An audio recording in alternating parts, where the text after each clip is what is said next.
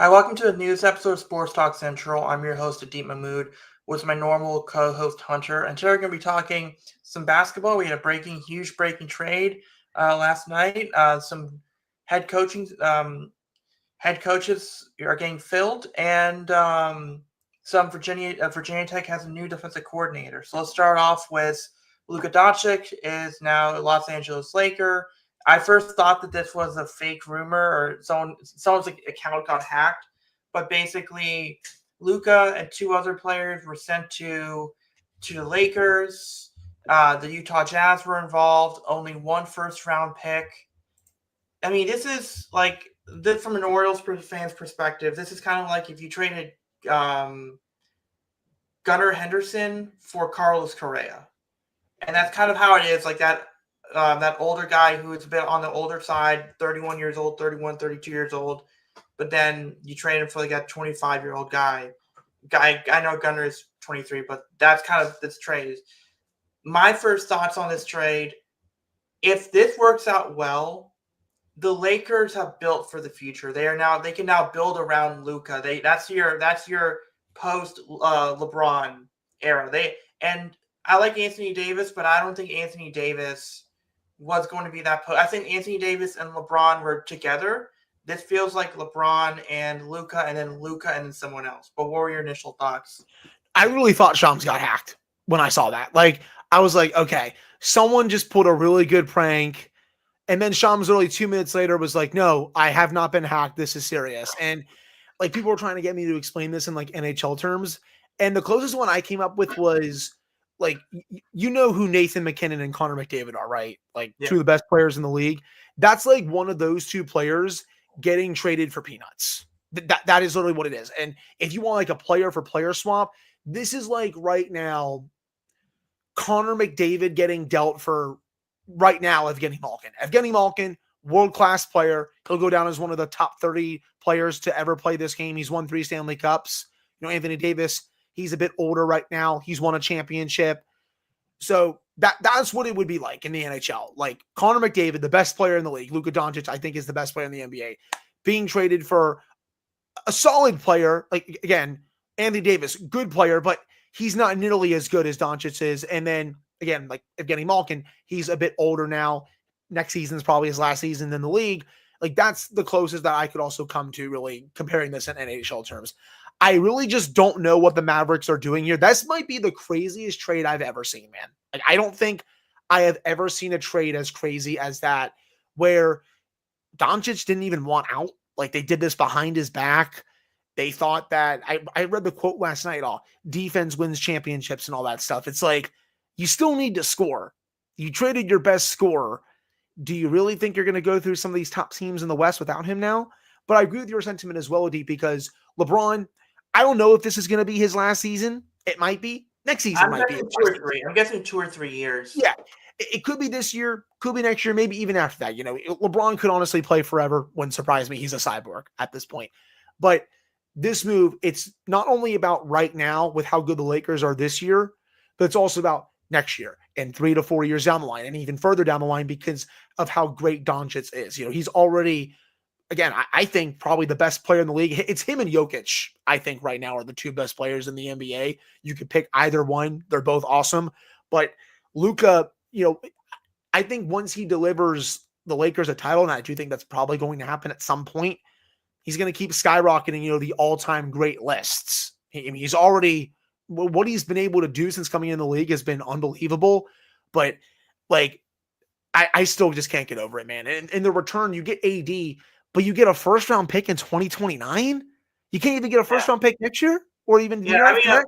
I would have gotten a high school guy. No, it's like that's not even what a high school guy. Like that guy is probably what in 10th grade right now, 10th, maybe 10th, 11th grade right now. Like something like that. Yeah, it's very strange. I don't know what the Lakers are doing there. Oh no, yeah, not the Lakers. Excuse me, not what the Mavericks are doing there. They had already been. They just went to the finals too. So it just seems like you wanted to make a trade And I'll say this as a joke, but honestly, I don't think it's a joke. If you were to propose this in NBA 2K, I think it would get declined. Yeah, no, and remember how Chris Paul that the years ago the Chris Paul trade was vetoed? This would have been vetoed because the Yeah, Lakers fell ass backwards into a trade. If here's the thing, Luka, if they made it so that hey, and I understand to a degree. Like, here's my biggest thing: he's eligible for like a $345 million supermax extension. That's a lot of money, and I get it. But he's worth that much money. And I get it. Okay, so you're going to go and trade him because maybe you don't like you got enough contracts already on the books with Klay Thompson and Kyrie. Okay, great. But then you're not going to make it openly available. Like, you just contacted the Lakers and say, "Hey, you want Luka Doncic?" And the Lakers were probably thinking, "There's no way we're going to get him." Okay, cool. What is it going to cost you? Anthony Davis. Okay, cool. Let's make that deal. It's like they did not make this guy, if he was on the open market, imagine what you could have gotten for this guy on the right. market. You could have set yourself up for the next 5 to 10 years. Like, you could have gotten like a superstar. And here's what I'll say about Luca. I understand maybe there's some weight concerns with him, but even at the weight he's playing, he's a top 5, top 4 player. Even if Right. slightly better and maintaining his weight. It's a top 3 player. And I mean, I think JJ Redick's a great student of the game. I like obviously when you're being mentored by LeBron, that can always help. This just was it just was I understand 1 year too early, but here's the thing. You can get too cute with that. And you could get real it's like and now that's the other thing. It Luca's not going to get screwed over by this, but he's not eligible after this year for that super max extension. Now, I'm sure the Lakers would give it to him in a year and a half from now, but there was a potential that maybe he could have been screwed over by like 100 to 150 million dollars potentially, depending on what goes on. I doubt that'll happen. I think the Lakers are going to pay him a lot of money, but it's and I think that it's just that's the thing. And also, Lakers apparently are still in the market for a big man. Like, you go and get a number 5, you go and get a center. This is a good team, and we'll see what happens. I mean, obviously, Bronny Jr. Let's see. He's just a rookie. Maybe he'll get better every once in, and I believe Bryce, his other son, is going to be in the NBA soon. So I kind of think LeBron's going to be there for 2 or 3 years, at least maybe until his younger son, his second son, gets into the league, and once they get situated, then LeBron will go. But man, if you're JJ Redick, you have to be thrilled about this. Like, Luka's his former teammate, and yeah, we'll do that. Now we'll talk more about the Super Bowl. We'll preview the Super Bowl after this topic. We'll talk more about it next week. But we do have most of the head coach searches are finalized. Cowboys with Brian Schottenheimer. The Raiders with Pete Carroll. Let's see who else. Ben Johnson with the Bears. Liam Cohen with Jacksonville. I don't know if you put more emphasis on the first part of Duval or the last part of Duval. He's got to get that crap figured out pretty quick. But I The mean, second time was a lot better than the first. I probably watched the first one too many times. I laughed because I was like, okay, that was kind of bad. But then he it's fixed very it. distracting. He looks like Ron Weasley from Harry Potter. First of all, he looks like Ron. He looks like Ron Weasley from Harry Potter, and then he does that, and you can see his eyebrows go up. Like, you're doing this way too hard. Right. It was just a funny video. That whole fiasco was so weird. Like, he had an agreement in place to become probably the highest paid offensive coordinator in the league with Tampa Bay. And then Jackson was like, okay, no, we're still going to go after you. We'll even fire our general manager. And then after we fire him, even though no one wants to work with him because he's just not a good GM, we'll let you hand pick the next GM. He's like, oh, okay. I mean, if you're giving me more money and I get to handpick the next GM, sure, I'll fly back to Jacksonville and finalize a contract. And it sounds like that's exactly what happened. He went back to Jacksonville, went behind Tampa Bay's back, and was able to get that job with the Jaguars. And the Bucs are not happy, and rightfully so. I get it. If I were them, I would be a bit upset because it felt like he kind of snaked them. I mean, I get it also from his perspective. He's looking out for himself and his family. He wants to do what's best for him and them.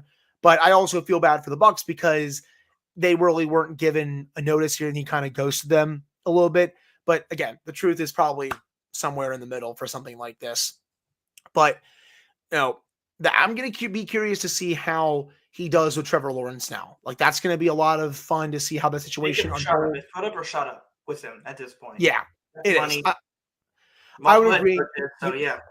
You missed Mike Vrabel with New England. That was the easiest one to predict. Like, everyone knew that was coming. And yeah, he interviewed with the Jets. The VT X coordinator, was he the one going? Is he part of that staff now, or was he? Or am I thinking of another team? Who? Justin Hamilton. I believe he is going to the Patriots. Yes. Okay. But if I recall correctly, yes, I'll double check that. But I believe that's correct. But they also brought back Josh McDaniels for a third time. I guess Mike Vrabel wants to do that. Okay, whatever. McDaniels, I guess, is a fine enough offensive coordinator, but he hasn't been in the league in the last couple of years.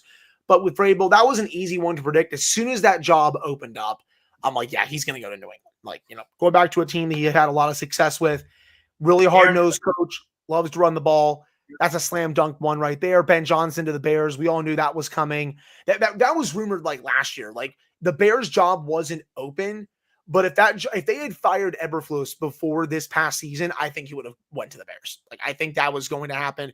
He even said to their presser, like, this is exactly where we wanted to be. There have been a lot of rumors about that for a while. So no surprise there. And then Aaron Glenn to the Jets. No surprise there too. He played for the Jets. He's going to try to instill a new culture with that team and franchise and fan base that desperately needed, considering how things have gone with the Jets as of late. The only job that is not filled yet is the Saints, but I think it's going to be Kellen Moore. Yeah. I think it's Kellen Moore, because also, who wants that job? Like, people are taking themselves out of it. It's a tough because, like, you have a GM there that doesn't really know what he's doing. You have a tough quarterback situation. Their salary cap situation is really rough. The Saints need a big rebuild, I think, in the worst way. I just don't think their GM and owner want to actually commit to it. So they're kind of stuck in neutral right now.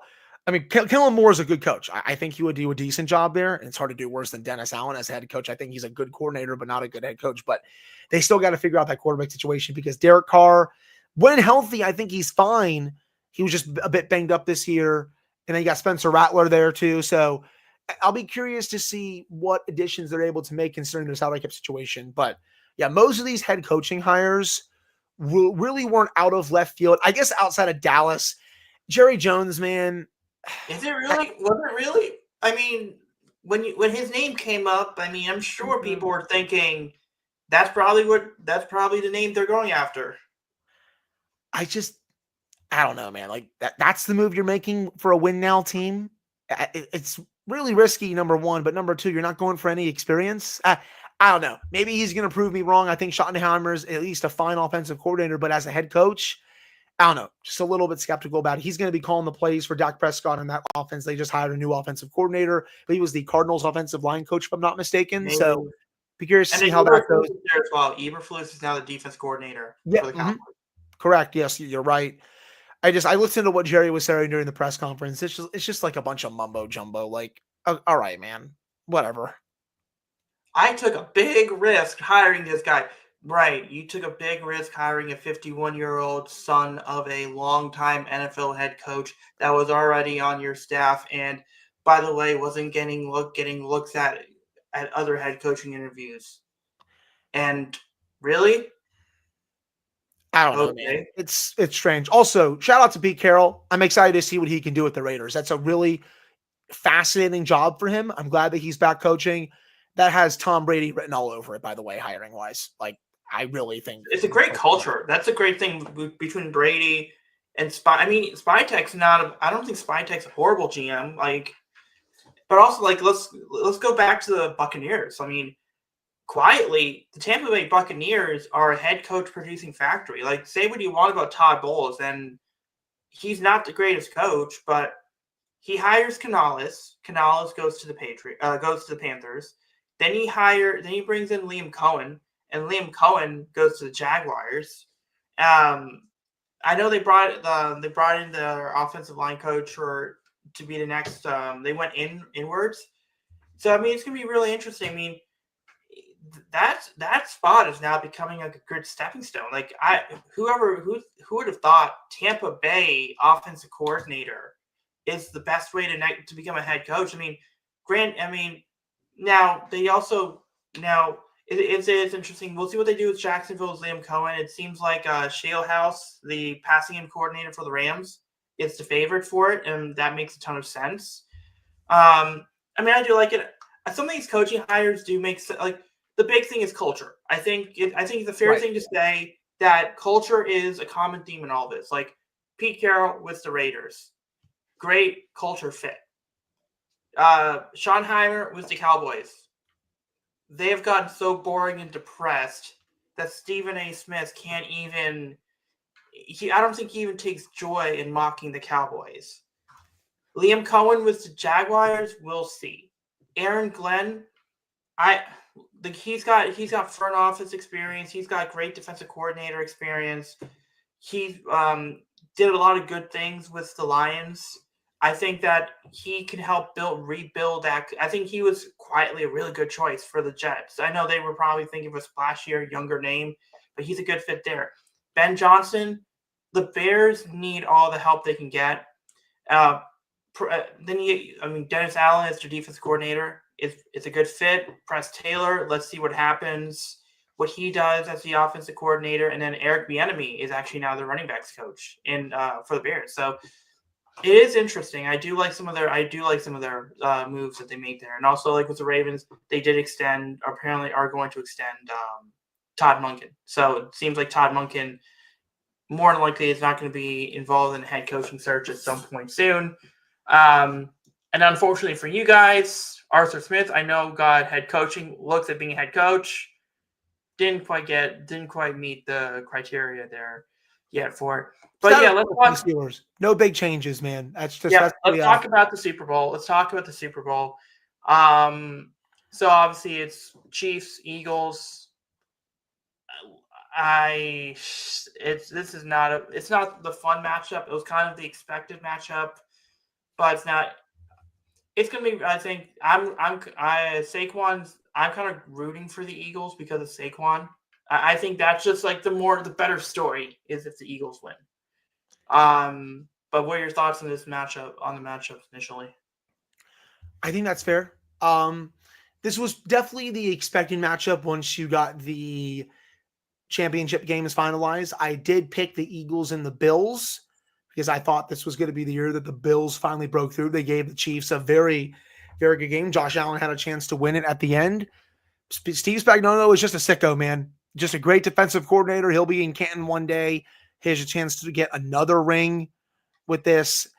Best defensive coordinator in the league right now. I mean, he is a complete sicko, but this was the expected matchup. The Eagles crushed the Commanders in the championship game. The Chiefs were able to escape by the skin of their teeth against the Bills. Allen just still can't get past Mahomes in the playoffs. But, you got the Chiefs here going for history, trying to become the first team to ever win 3 Super Bowls. You have the Eagles trying to win their 3 Super Bowls in a row. Excuse me, I totally bungled that. The Chiefs are trying to become first team in NFL history to win 3 Super Bowls in a row.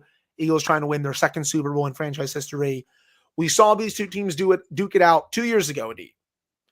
Eagles were up by 2 scores at the half, 27-21 at the end of the third quarter. They were outscored 17-8 in the fourth quarter. The Chiefs won that game 38-35. Really fun game. Difference now is the Eagles have Saquon Barkley, who's having one heck of a season. I think if the Eagles want to win this game, they need to really rely on Saquon and they need Jalen Hurts to play like he played last week. I think if they get those two things with the way their defense is playing, I think that will be enough to beat the Chiefs. Granted, the Chiefs defense is also very, very good.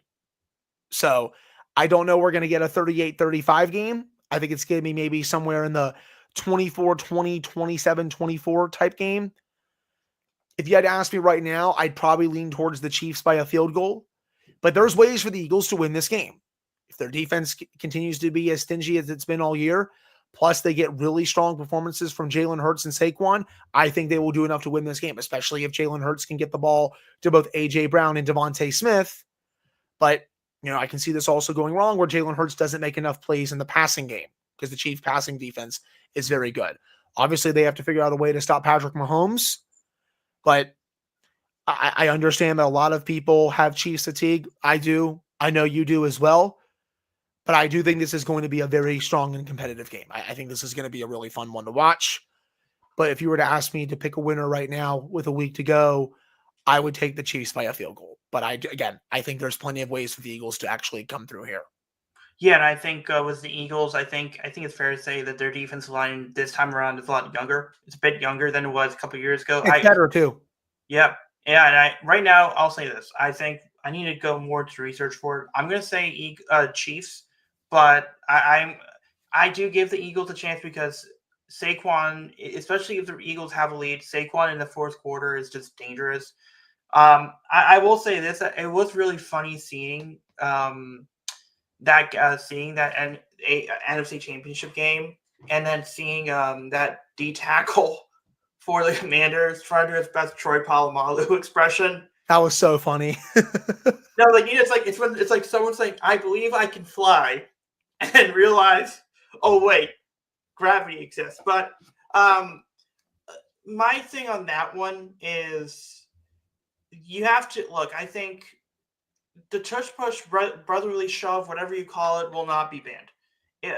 There's just not enough evidence to ban it. But I think personally, I would say limit that to like 3 or 4 times a game. Like, to me, that would be the better play if you can limit the usage of it versus you can't just straight up ban every play. Like, that's the thing there. And then obviously the officiating wasn't great in that Bills Chiefs game, but I mean, if you think about like, and also look, Lamar had a chance to win the game against the Bills in the earlier round, but here's the thing: Lamar had 88 yards. He didn't have his number two, he didn't have his number 2 receiver because remember Bateman was out, and if Mark Andrews catches the ball, the game's tied. Now you can make an argument of maybe Harbaugh should have taken the extra point.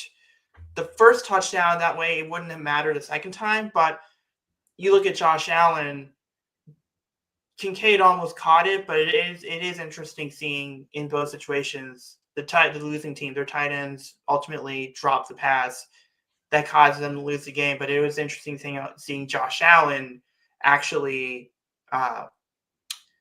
not go as far. He had more time. He had more timeouts, and yet he wasn't able to. And he didn't need to get a touchdown in a 2-point conversion. It's just interesting seeing that and seeing how the media was kind of covering. It's like they did a better job with Lamar this time around of like saying he did good. It was mainly Mark Andrews, but it was a little weird seeing. It's like, oh, we need to feel bad for Josh Allen. It's like Josh Allen Josh Allen probably overthought it a little bit, but yeah. I think it'll be a good matchup. I'll take a look at the numbers. We'll have a better, more in-depth discussion next week. And also because media week, we're not really going to figure out anything too much new. So let's talk about one thing for last topic, which is Virginia Tech. New defensive coordinator, Sam Seiskes. For those who don't know, I had no idea who this guy was. I'm guessing Bruce Arians when during the bowl week, I think he was helping Virginia Tech a little bit, gave him a good resume, but Sam Seiskes has worked under Dave Aranda. He's worked under Mike Zimmer, Kevin O'Connell, who, by the way, signed an extension with the Vikings. So I do like this. This is an interesting hire because he does have defensive coordinator experience at Wofford. Has led a couple top 20 defenses, and then you look at some of the stuff, and then he also has NFL experience as a linebackers coach. I thought that it was a weird name at first, but then you think about it, I do like that NFL experience. He does have decent defense coordinator experience. It is still a risk, but what are your initial thoughts on this hire? Yeah, I mean, Brent Pry is kind of basing his tenure. Shouldn't say that. He's putting the status of his tenure on this hire. Like if this doesn't work out, he's gone in the next 1 to 2 seasons. If I had to guess, I think honestly, if they're not that good this year and they go 6-6 again, I could see Virginia Tech saying like, okay, hey, you know what? We're not doing another 6-6 season. You've had 4 years to turn this program around. We're just going to go and get a new coach. So he's putting a lot of his eggs into this basket. And it looked like Seifkis was in that second group because they were going after Jim Knowles. Like that's who they were going after. I was reading on 247, the Virginia Tech website. They were actually in discussions with Jim Knowles for him to come here. But as soon as Ohio State started winning, value goes up. Quarterfinal game, value goes up. Semifinal game, value goes up. It got to the point where Virginia Tech can't compete against Penn State. They can't compete against Notre Dame. They can't compete against Oklahoma. Like Virginia Tech, really solid ACC market team. You're not going to compete with some of the big dogs in the Big Ten. Like it's just not going to happen. So they went to that second layer of candidates. Poindexter was definitely in there. I think he's probably looking at the UVA job, in my opinion. And it would be kind of funny if he took the defensive coordinator job here, just to see how many mad UVA fans there would be. But I think he's kind of holding out his hope for the job with Virginia.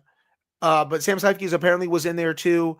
He has coordinator experience. He's led a really good defense at Wofford before, which is at least intriguing to me. I think he's got to be at least better than Chris Marv. Marv was just really not that good of a candidate. I mean, let's be real here. I don't think he knew how to adjust when things were going wrong.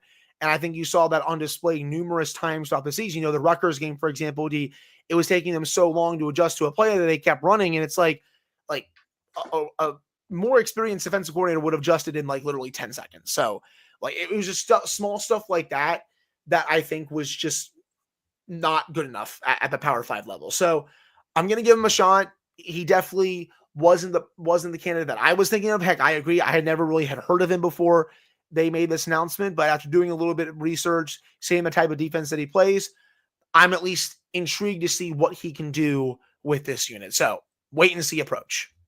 Yeah, and I'm just looking up some of the stats that the VT put on their site. I mean, it looks like linebackers at Virginia Tech are going to be much better. I think what he's done with the linebackers, like, what was it?